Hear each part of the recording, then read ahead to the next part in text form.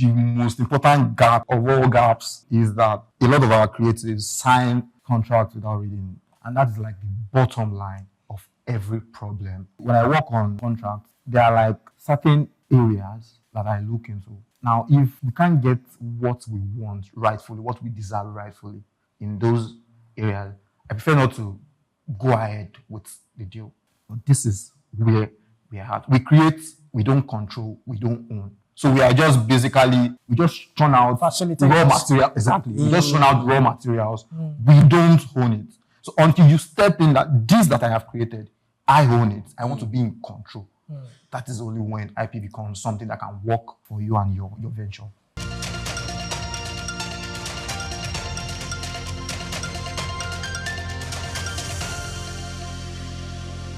Hello and welcome to Just Africa, the show where we explore the forces shaping the continent's progress and the challenges that often go unnoticed. Africa's creative industries are booming, from music to fashion, film to digital art, but the continent still loses billions every year to weak intellectual property protection, poor contract literacy, and exploitative deals. Now, the center of this conversation is the question: how do we make creativity profitable and sustainable for Africans themselves? This is Just Africa, reaching you live from our studios in Lagos. I am Olumide Shokoya. Of course, I have Emmanuel Amolo. Welcome to Just Africa. Very interesting week. I had a very relaxed weekend, even though it had a lot of events because we're all looking at Anambra State, right? And then the drama that unfolded there and made two brands very popular, which I'd rather not mention, or don't bill me. But it showed that even in terms of the kind of things we're looking at today in conversations, a lot of us are not even aware of a lot of things that are happening, even in the laws, even in the thought process or the conversations that are happening around us. I mean, you'll be thinking in 2025, despite everybody that had said all they did in 2023, people will still have to trade their votes. People have to. And one of the platforms I'm on is the WhatsApp group. We all joined. I said, it's presenters all over the country. And I said, is it that there are no media houses in this state to help, expand these conversations that we do here in Lagos? Because when we heard it, everybody started laughing like, they still trade, not the people were even making fun, like they no longer collect money now. They're not trading it for things that they can eat. And it was so bad. But that was the hallmark of the weekend. But then again, this is Monday. Thankfully, we're having conversations that will broaden people's minds again, and we hope more people get to learn. Because I also saw a video that was almost in tandem with what we're going to discuss today, and the man was like, do you know that international media houses, maybe like Netflix and company, I mentioned the names, they buy some of our stories, right? We do it, and then the people that they got it from don't even know that they are taking their stories. And then it becomes worldwide sensational movies because they've added some other flesh to it and all that. But you don't even have any monies coming to your pocket. The man mentioned one particular guy whose idea helped to do the Wakanda movie. And the guy didn't ask for anything. He just said, no problem, God. You know how we have to say, God will take everybody will be fine. I'm like, And the man was like, no, we don't do that here. Because if the tables were turned and it was a white man who owned that idea, he will sue you for billions of monies. Yes, definitely. And yeah, we're just like, we just had this laid back approach to things that is intellectual property. And even when you explain it to them, some people will like, well, I beg, so long as I have food to eat, whereas it's not supposed to be. So hopefully when we're done with this conversation, more people are more enlightened and they can do more businesses better. Today's topic centers around protecting Africa's creative industry through law and IP literacy. Now, joining us to unpack this robust topic is Moses Agegenu. I hope I got that name correct. He is a media and entertainment lawyer, co-founder, TL Partners LLP, and music and IP deals expert. So glad to have you, Moses. I hope I got that your surname rather. Yes, not the perfect pronunciation, but then I can make do with that. But help us so that we will just deliver. Okay, so the correct pronunciation, I am an Eguman. Oh. The correct pronunciation is Agegenu.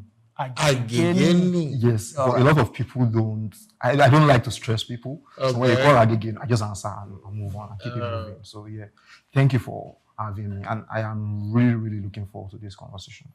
Yes. So now, many Africans, just like he said, do not fully understand what intellectual property means. Why is that literacy level so low in Africa? Let's start from there. I'll start from lack of knowledge, or better still, I use ignorance. Because when you, first of all, what is IP, intellectual property? Intellectual property is a creation of your mind. Intellectual property is a creation that was birthed through the thoughts in your head, in your mind. Now, intellectual property laws that we have do not protect the ideas in your mind. You have to bring the ideas out. Yes. Intellectual property does not protect. I think I have this design in my head. No. I have this music in my head. I'm trying to make. No. You have to create something tangible before intellectual property laws can come in and protect you. So a lot of people have no idea what this is. A lot of people don't want to know.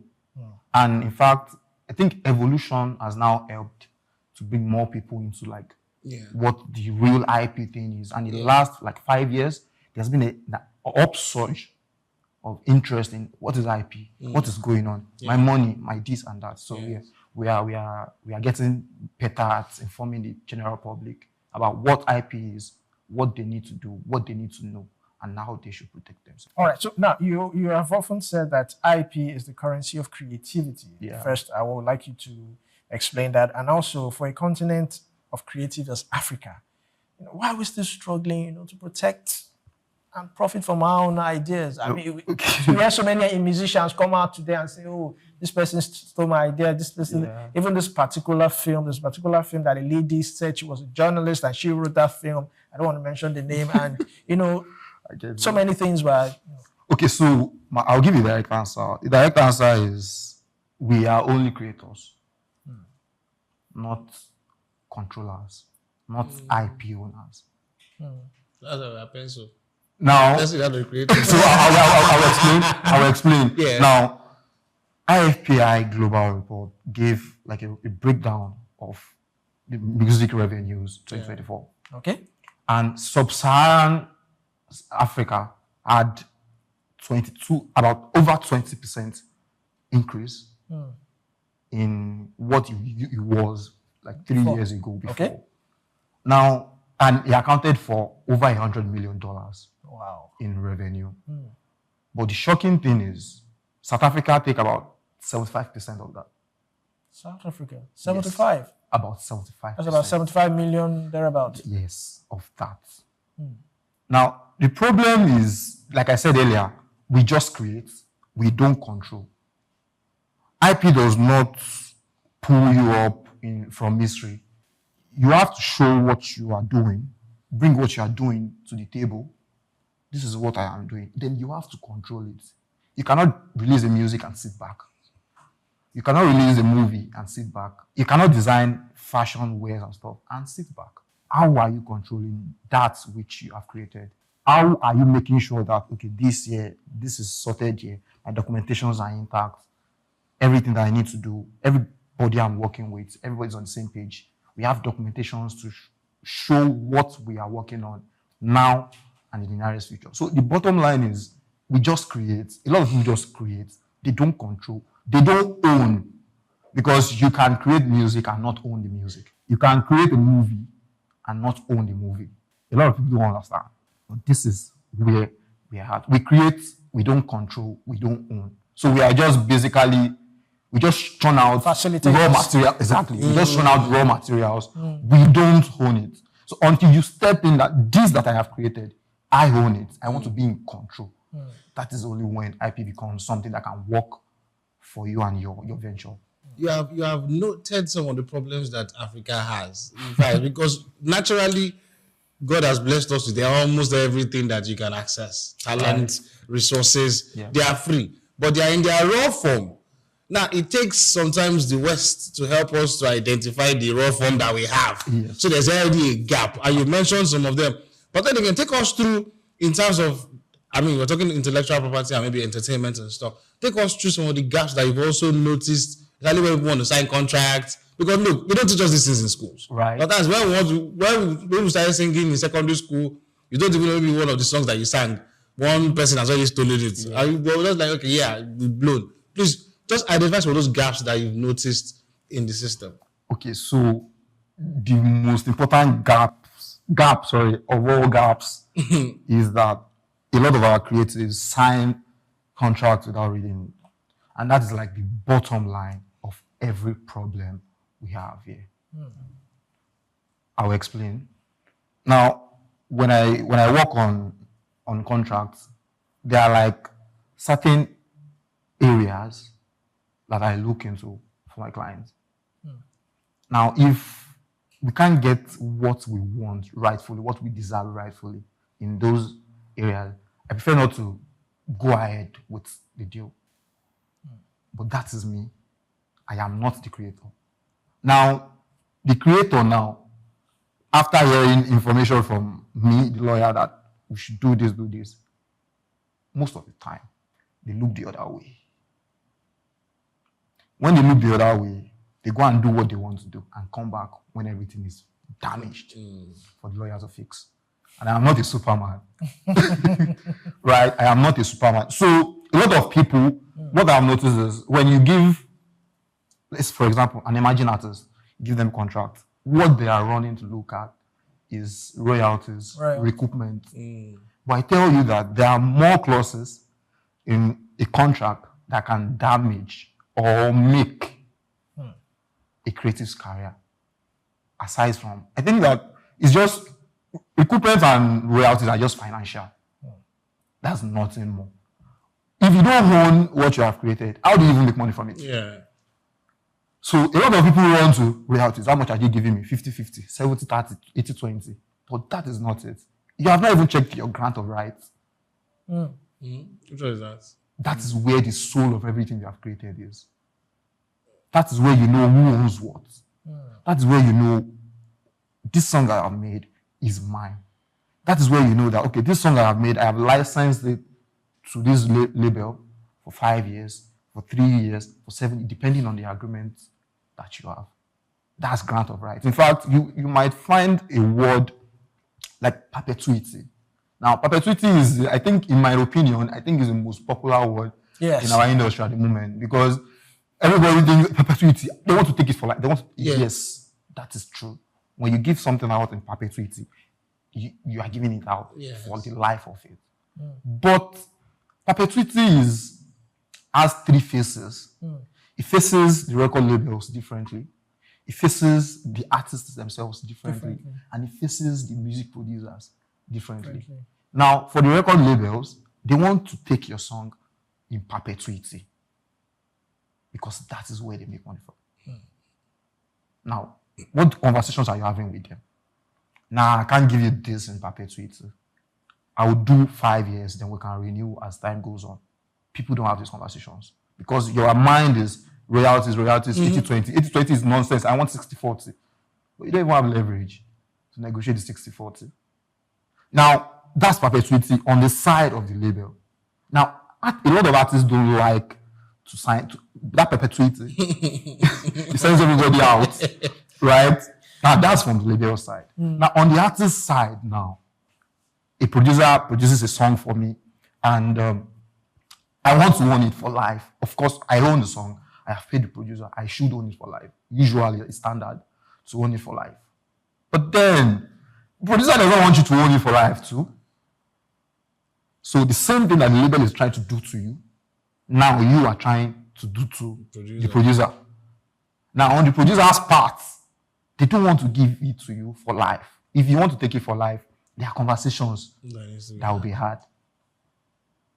So the bottom line is there are a lot more serious clauses in contracts that should be looked into rather than royalties 80-20. No. So there's a grant of rights, there's a term. Some people sign record deals for 5 years, 6 years, or even more. I don't advise it. It's risky. It's a risky business. Why? Yes. The reason why I don't advise it is it's a risky business.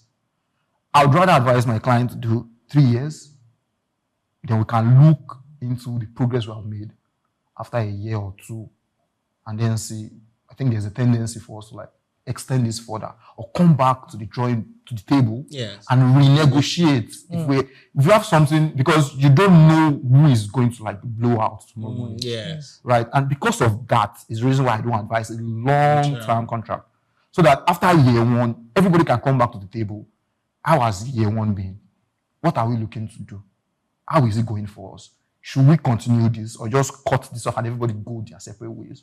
So I also feel like as young budding artists, for example, or even somebody who is established, because as I said earlier, they don't teach these things in schools, right? And many of them, because maybe they are looking for the amount of money they would make, would not want to own a manager or would not even want to own a lawyer in the deals that they do. They say they get stuck in between. How do you advise such people? Because from what you are saying, and if they give me a paper, I probably just look at where I will sign and just sign and go. Right. But you are looking at details. Yes. Tell them why they need a manager and a lawyer in their career. Okay, so I always say that structure is very, very important in anything that you do, whether business, even in our personal life. If you don't have structure, the way you live, plan your day, your life generally, you're going to be everywhere, all over the place. Now, one thing that a lot of creators don't hear from lawyers, which I think you do not need us to tell you that, is the times when these deals will be offered to you. There's a higher chance that it's going to be when you are down bad. I will not be the one to come and tell you not to take it. Do you want to take it? My job is to break down everything for you. When I break everything down, my job is to now advise you. I think that this deal is going to be a great deal. I think that 80-20 for a start is reasonable. Or if you can push them to like 30. But a lot of people think, I don't have money, I can't afford the lawyer. I don't have money, I can't afford the lawyer. I have all the creators I've worked with so far in my career. Not all of them have paid me. There are creators I find special interest in their craft, and I work with them. Now, it brings me to now building connections. Now, in the way the industry is structured, you need to like network with a lot of people. Now, network expands your reach to different professionals. You need a manager because all the conversations, all the running, getting gigs for you, getting that for you, is going to be done by your manager. You cannot be spending time creating, making music. You have made music all night, and you want to wake up around 8 or 9 in the morning and be responding to somebody that, it really doesn't work like that. So, a lot of them, right, they just think that everything is about money. It is not. You can build relationship with lawyers. In fact, you can build relationship with law students who are maybe in like they are 400 or 500 level or in law school. They are looking to work with creatives, those that are interested in entertainment law, because not every lawyer can attend to entertainment law cases, right? So the ones that are interested in entertainment, they are looking forward to creatives that will come to them. But you are staying inside and just doing your thing. You are not talking to anybody. Who's going to get the gigs for you? Who's going to negotiate all these terms for you? Now, when you talk to a lawyer, you do not have to put 1 million on the table for a lawyer to work with you. If I am negotiating, for example, I'll give this is like a structure that I use. If I am working with you and you don't have money, we can make it work. How we make it work is you have, for example, you have like an offer from a label that wants to sign you. Maybe they have promised to give you some money in advance and all of that. And you think, this is a risky business. Let me talk to a lawyer. And you talk to me. I'll ask certain questions. How much is the label offering? What do they want? After we have gone through the agreement, gone through everything, and we successfully like lock in this deal, I take this certain percentage off your advance. Okay. That is another way you can. You do not have to bring cash down from the beginning. No. But sometimes there are creatives I work because now these I just explained. We work with people who I have built some type of connection with over time. For example, myself, I have artists I manage. But then I try to like network with a lot of people in the industry so that I can get certain opportunities Yes. for my artists. Yes. You know, sometimes I entertain consultations from people that I know that sooner or later, in like a week or two, I will be in your DM asking you certain things too. So I entertain it from you. But if you are not talking to anybody, you are not networking, you are not meeting new managers, you are not talking to lawyers, you are not talking to any law students, you are not reading yourself to know what your rights are, because you ask a lot of emerging artists and you say, okay, now these royalties you are looking at, what royalties do you think are due to you? They don't know. No. Because royalties come in different forms. Yeah. We have synchronization, mechanical, so many types. Now, which one are you fighting for here? They don't know. Yeah. And if you don't know, what is the need? Yes. So yeah, that's There's All right. So, two questions. okay. First one, earlier on you mentioned you did a statistics of what is coming to Africa, $100 million, 75 going to South Africa. So, which means obviously South Africa is doing something that maybe Nigeria is not doing. And when you talk about music, Afrobeat is what is out there. So, Yes. by all rights, I mean, Nigeria should be leading. Even in our movie industry, Netflix came and they did business with us, and they smiled back home. So what is it that South Africa is doing that maybe we can replicate? Or other countries can also replicate?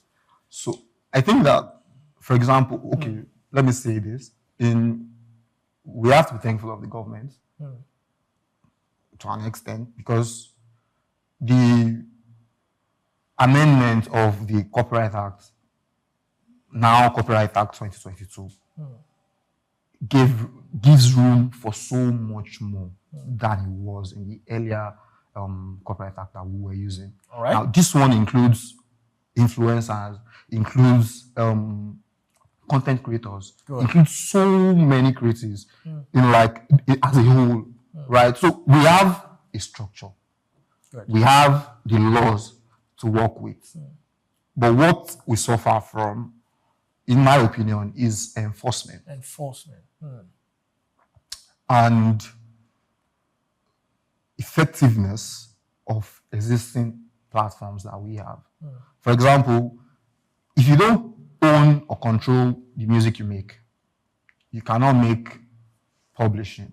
Because even when these foreign investors come with the bag and they're like, okay, we're looking for songs to use in a movie, that's synchronization royalties. Yes. Now, when they find songs that interest them, they will discover that they don't even know who the right owners are. There's a problem in the back end. Wow. Now, that is one. Secondly, when I complain of intellectual property infringement, the enforcement is not, in my opinion, on the same level as South Africa. Okay. I think South Africa is a lot more stricter with their laws than we are. My opinion is, I think that Afrobeat really, really leaped than we imagined.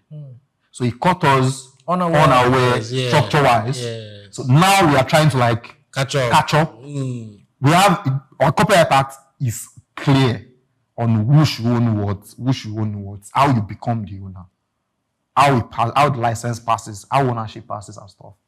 Right. So, but our problem has been enforcement. Now, a lot of people don't like to enforce. Now, you'll be working with creatives and you tell them that this, for example, I was working with an artist one time and we had an issue with a producer and we sent letters. We had a lot of back and forth. We ended up just letting them be because they were bent on taking down the song and not having proper conversations. And my client is, let them have it. I don't like to work with people like that. I like to work with people. I like to show that you have done this, you should pay for this. You have done this, there are consequences for this. So when you infringe on my client's right, and we try to have conversations and you don't, I just switch to fight mode, war mode, file necessary reports, take down the song, everybody loses. Because it's not just you, Yes. my client loses too. Yes. So everybody loses. So if we don't have conversations on how this thing is going to be, everybody loses. We take down the song and find. Some people don't want to take down the song. Some people are scared because they think that I'm trying to like, especially imagine creatives. Yeah. I'm trying to like build connect. I'm trying to come up. So they don't have conversations that they should have.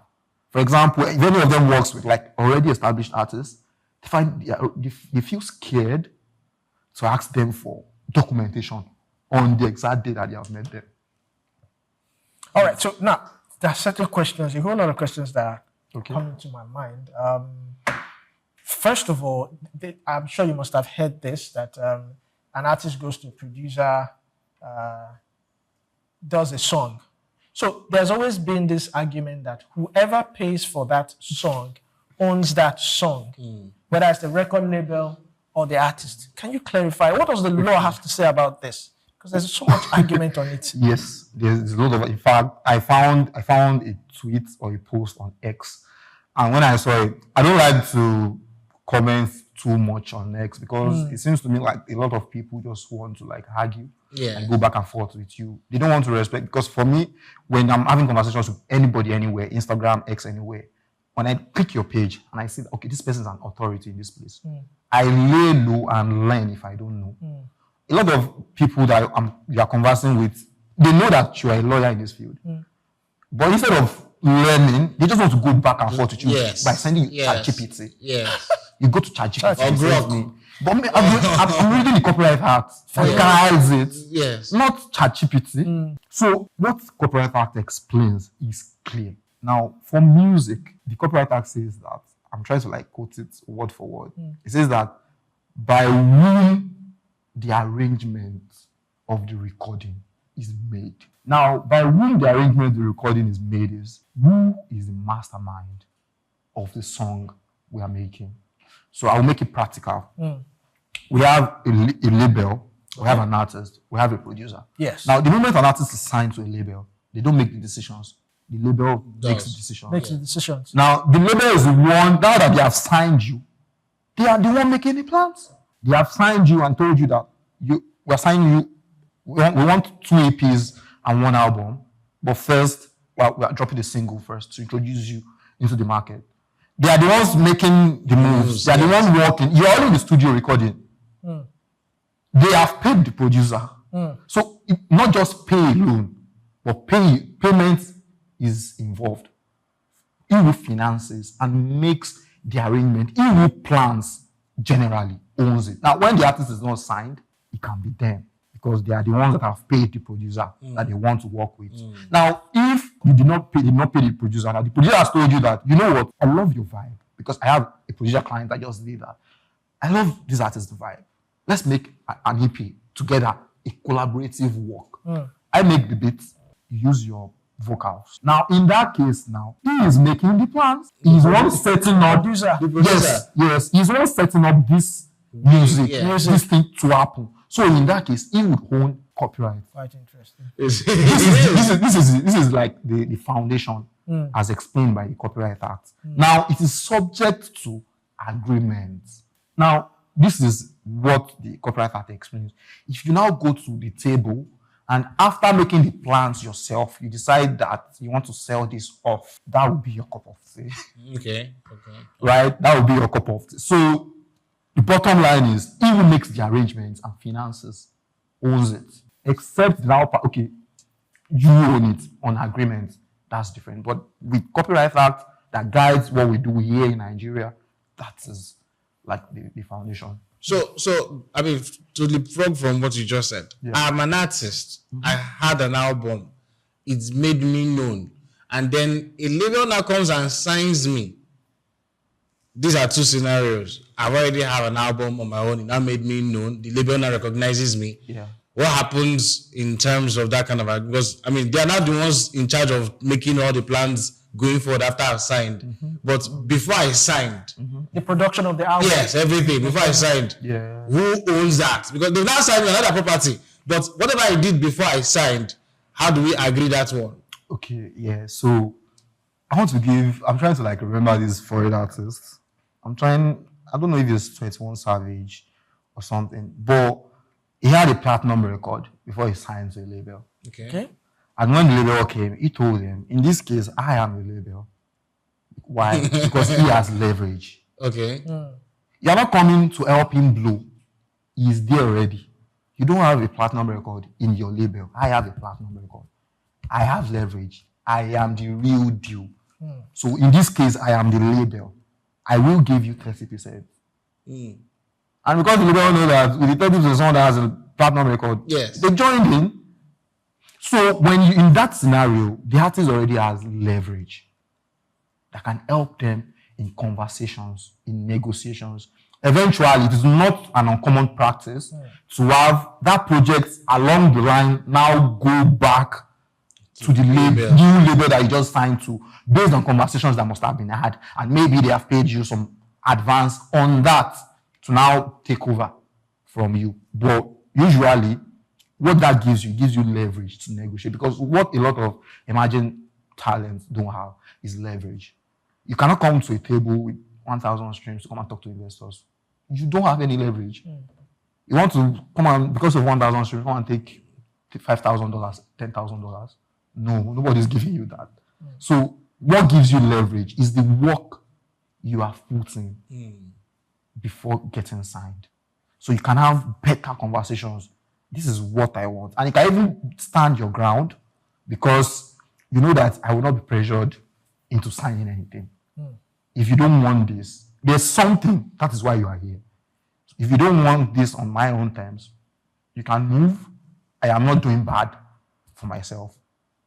So what that scenario, what it gives is, it gives you leverage to negotiate better terms for yourself. Yeah. Whether you want to now give that project to the label is a conversation between you and the label.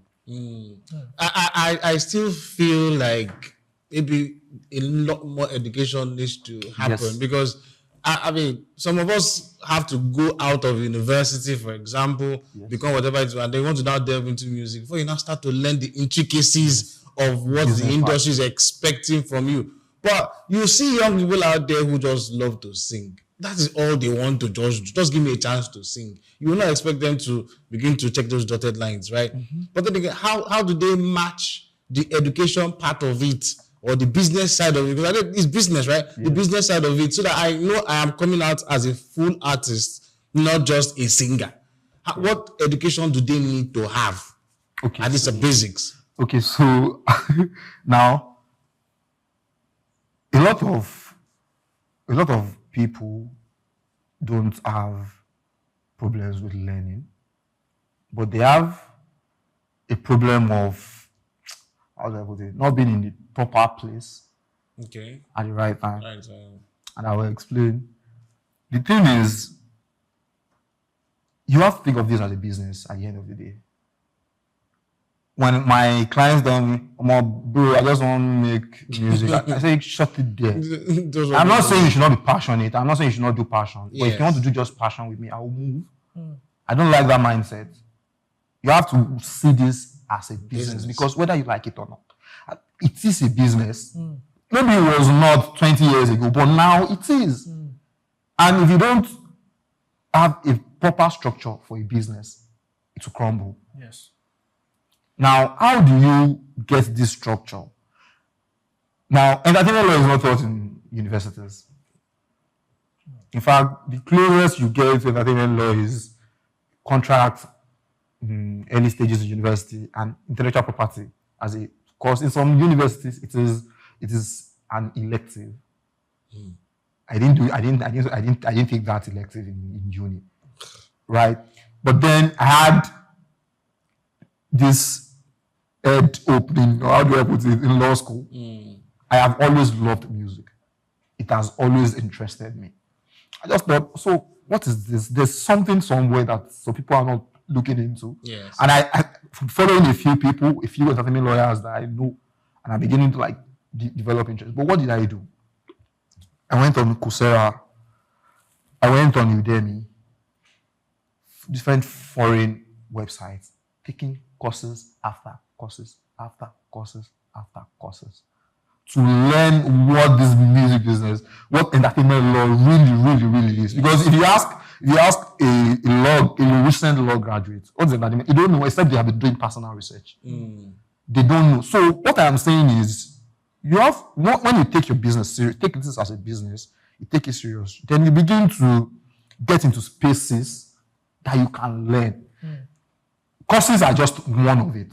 I attend sorry for that word, a lot of conferences and workshops.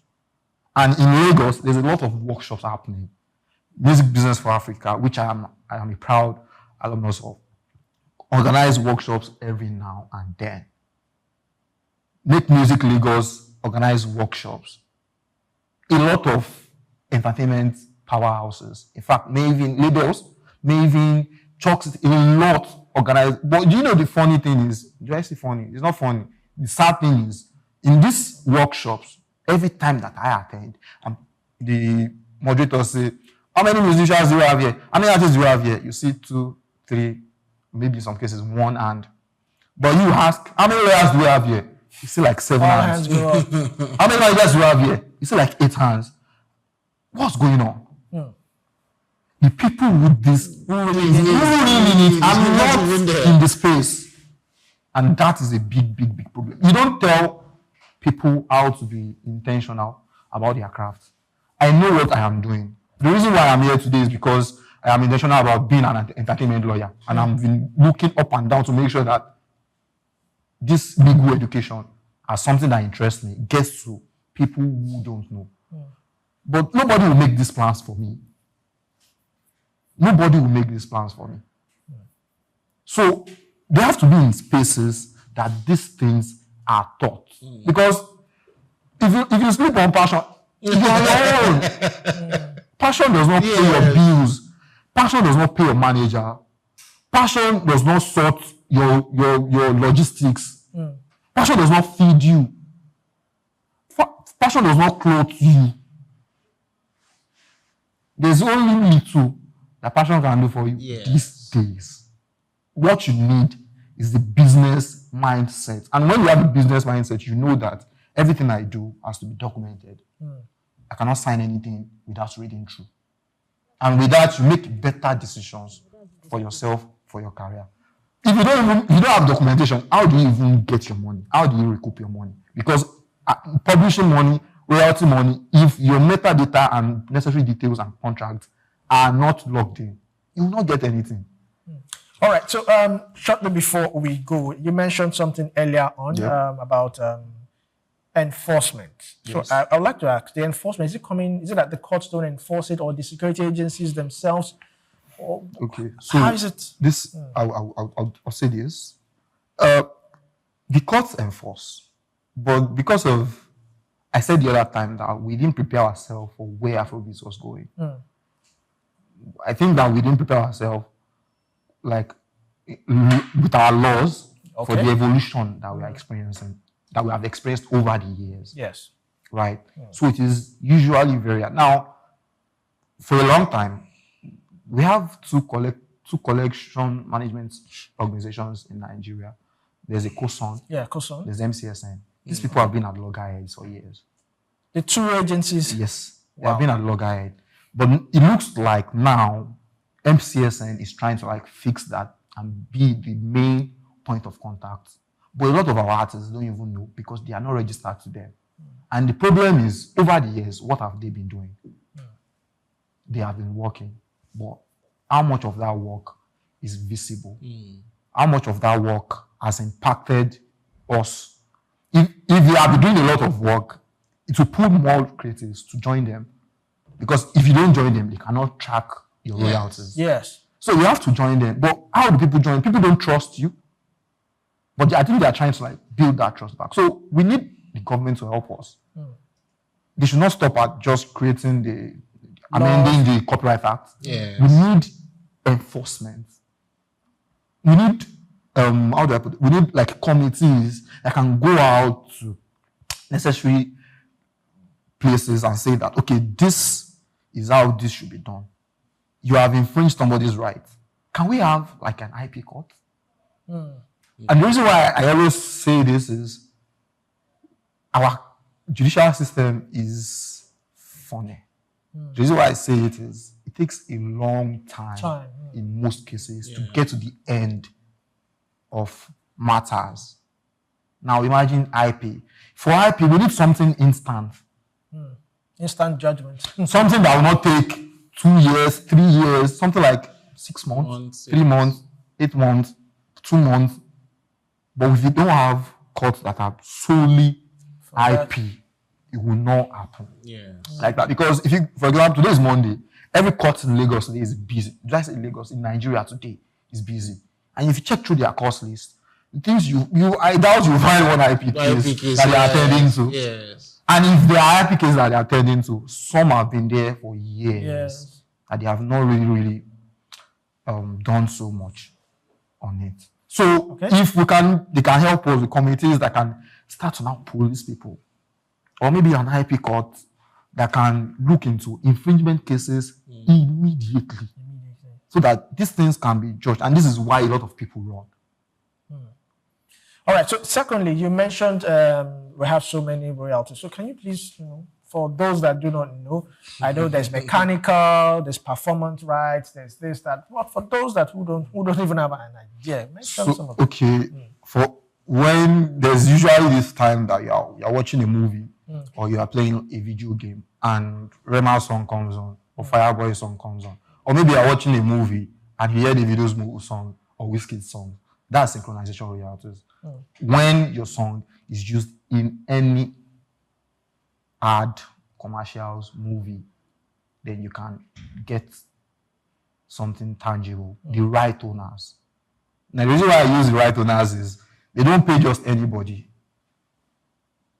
The right owners, they see the right owners in the back end. So back to documentation, if you don't have proper documentation, they will not see you as a right owner. You're going to give them problem. They continue or move to the next available person. But you don't know that you have just missed out on something else. There is the mechanical royalties that you make from streaming, digital downloads and everything. Now, all of these royalties are split into different aspects. Now, let me even tell you that a lot of creatives don't know that there's a difference between composition and sound recording or masters. It is very, very complicated. Yes. It is very, very, very complicated. That is why I say that I just sit back. If you decide not to use a lawyer, you come back begging. And when you come back, you will pay more. You pay more than you think you didn't have. Because it damages a lot. Because you want the lawyer to come and do Superman or Batman, and it's not possible. That is why we say structure from the beginning. It's better off than getting into problem than expecting lawyer to come and take you out of one hole that you're dug by yourself. I'm sorry, I have to ask this question because look, you when you said it with passion. Like passion alone is not the whole thing. There's a business side of it that you need to learn. But coming to you directly, because you have a fashion brand. This is fashion as it is. You talk law, you talk, first of all, how do you even merge all this together and then you are still looking at the business side of all of them? Okay, so I call myself like a triple threat in the creative industry. Triple H. because I am a full-blown creative. I have always been making shoes since 200 level in the uni. Making shoes. Myself and my brother launched our streetwear line 2 years ago. Wayward, that's where the fashion one came from. But what this has taught me is, I noticed that I love being creative. Everything about me is creativity.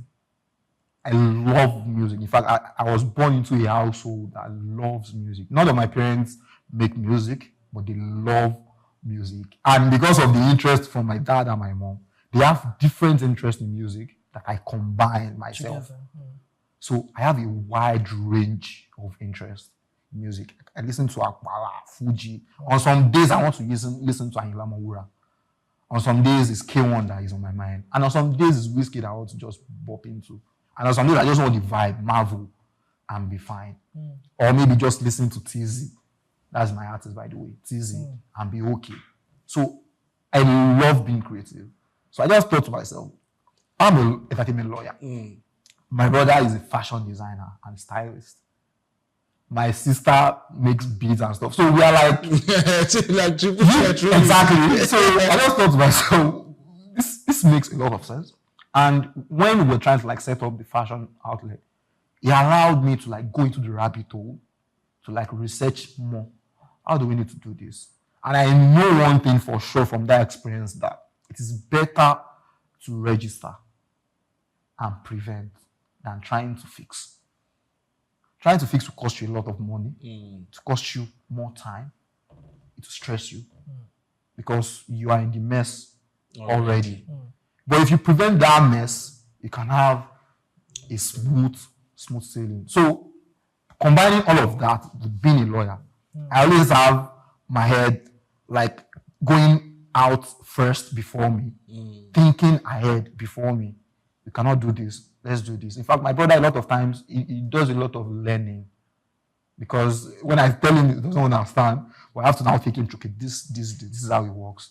So yeah. And the schools don't do enough. And the schools don't do enough. You have to learn it outside exactly. the school. So I tell people, for example, young lawyers that are coming up, you can be inspired by entertainment lawyers. I know a lot of entertainment lawyers that inspire me, and I'm following in their footsteps because they are doing amazing things. Shout out to Agegenu Law.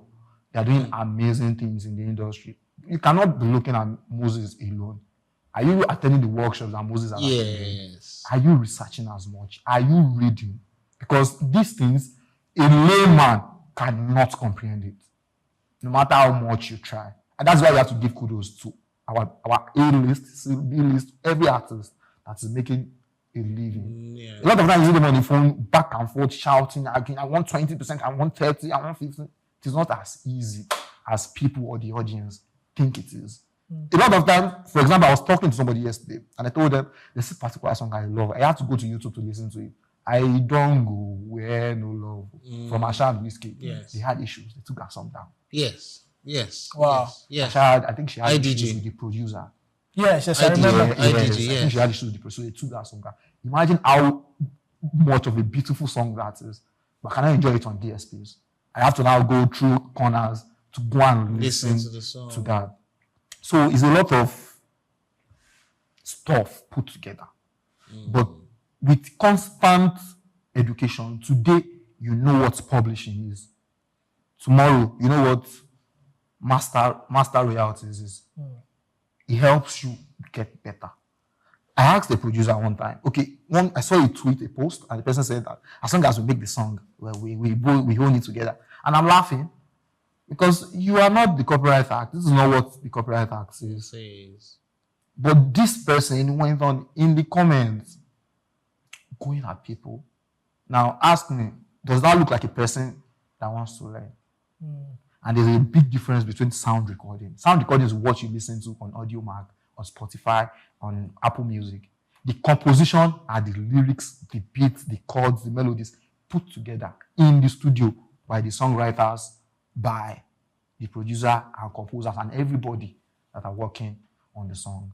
So if you don't split this composition and sound recording into beats, you are going to have trouble understanding which is which and where the royalties come from. This because royalties come in both forms. There's a publishing, there's a sound recording, masters.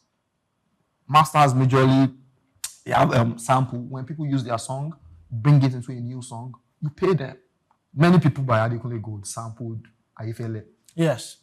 Ayefele is getting a bag from that, for sure. Yes, now because he even switched. Many people say Ayefele Oleji, the Ejala no be small fish show. Adekunle Gold said he asked him to tweak that lyrics for him. So he's getting it back from there.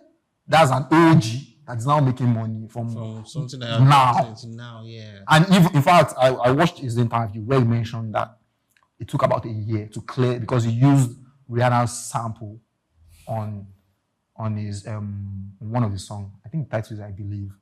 And it took almost a year and a lot of money to clear the get that cleared.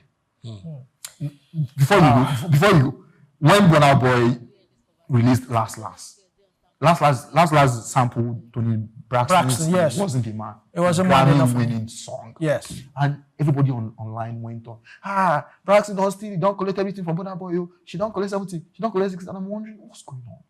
In fact, even people that are supposed to be creatives are supposed to like lay low and learn what really this is about.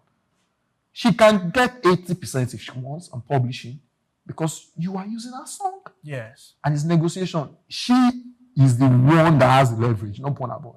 You want to sample a Grammy-winning song, you have to be ready to pay the cost of that. So, all right, thank you very much, Moses, for your insight, and of course, thank you for joining us in Just Africa. I am very, very happy to be here. I learned a lot. My head has I